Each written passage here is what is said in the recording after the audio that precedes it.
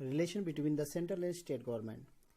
तो reconstructing the central state relation is one way in which federalism has been strengthened in practice.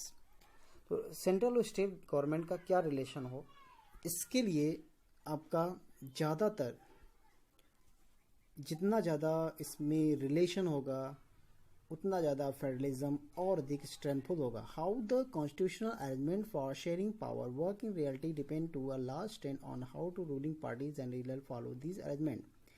तो constitutional जो arrangement होते हैं और उसमें जो पावर शेयरिंग है वो किस तरीके से जो रूलिंग पार्टीज हैं के जो लीडर्स हैं वो किस तरीके से उनको फॉलो कर रहे हैं, किस तरीके से उसको अडॉप्ट कर रहे हैं, वो उस पर डिपेंड करता है. For a long time the same party ruled both at the central and most of the state.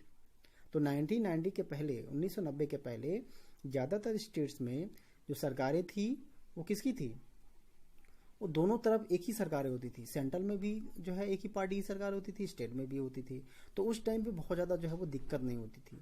लेकिन 1990 के पहले बाद से जो है परिस्थिति जो है क्या हुई है, चेंज हुई है.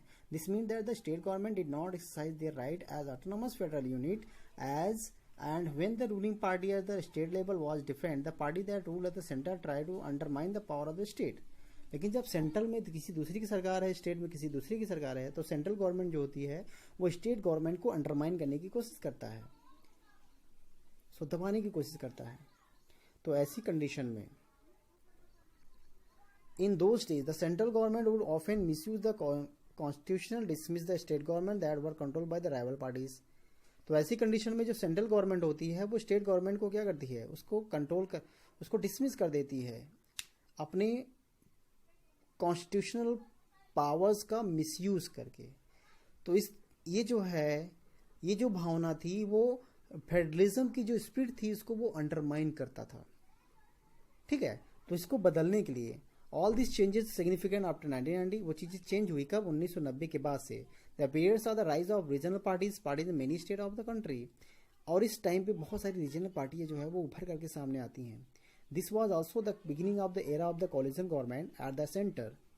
और उसी टाइम पे सेंट्रल में जो है वो कॉलिजन गवर्नमेंट, एक मिली जुली सरकार, गठबंधन सरकार बनाने की प्रक्रिया चल चुकी थी.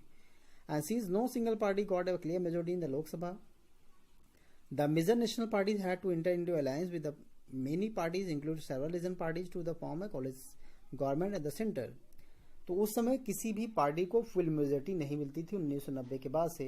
तो ऐसी कंडीशन में जो पार्टियां थी उन्होंने बनाया, एक अलायंस बनाया और इस अलायंस के माध्यम से उन्होंने कॉलिजन गवर्नमेंट की जो है बनाना शुरू किया सेंटर में.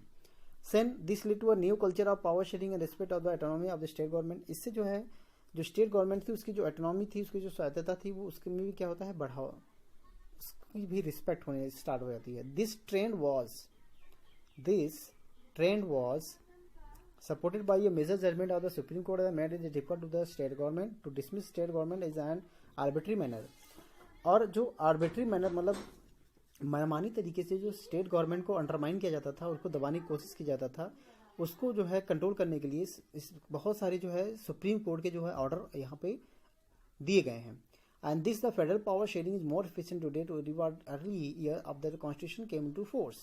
और ये जो चीज़ें हैं पहले की अपेक्षा आज का जो फेडरलिज्म है वो और ज़्यादा क्या हुआ है, स्ट्रेंथफुल हुआ है. Okay, thank you.